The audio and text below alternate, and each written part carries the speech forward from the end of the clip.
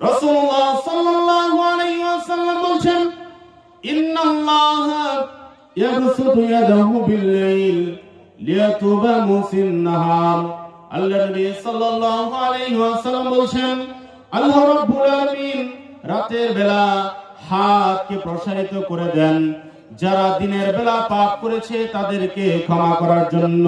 সকলে বলি সুবহানাল্লাহ।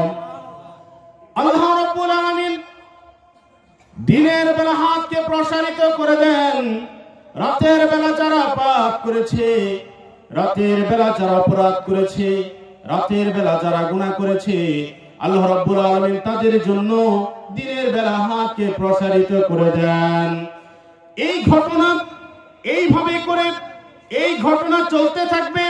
আল্লাহ নবী সাল্লাল্লাহু আলাইহি ওয়াসাল্লাম বলেন, হাত্তা তাতলা শামসু মিন মাগরিবিহা, যতদিন পর্যন্ত সূর্য পশ্চিম দিক থেকে না উঠবে, অর্থাৎ সূর্য পশ্চিম দিক থেকে ওঠা মানে হচ্ছে কিয়ামত হওয়া, আল্লাহ রাব্বুল আলামিন অতদিন পর্যন্ত তার হাতকে প্রসারিত করবেন, দিনের বেলা হাতকে প্রসারিত করে রাখবেন ওই সমস্ত বান্দাদের জন্য যারা রাতের বেলা পাপ করেছে, এবং রাতের বেলা হাতকে প্রসারিত করে রাখবেন ওই সমস্ত বান্দাদের জন্য যারা দিনের বেলা পাপ করেছে।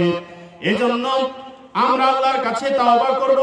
রাসূলুল্লাহ সাল্লাল্লাহু আলাইহি ওয়াসাল্লাম তিনি বলেছেন, ওয়াল্লাহি ইন্নী লা আস্তাগফিরুল্লাহ, ওয়াল্লাহি আল্লাহর কসম আমি আল্লাহর কাছে তাওবা করি, আমি আল্লাহর কাছে ইস্তেগফার করি, ফিল ইয়াউমি মিয়াতা মাররাতিন, দিনে 100 বার।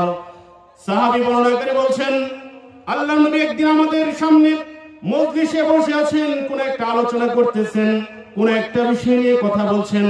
সাহাবী বলছেন, আমি গুনে গুনে দেখলাম আল্লাহর নবী ওই অল্প সময়টার মধ্যে 100 বার আস্তাগফিরুল্লাহ পড়েছেন, 100 বার তাওবা করেছেন। এজন্য আমাদেরকে আল্লাহর দরবারে ফিরে যেতে হবে, তাওবা করতে হবে।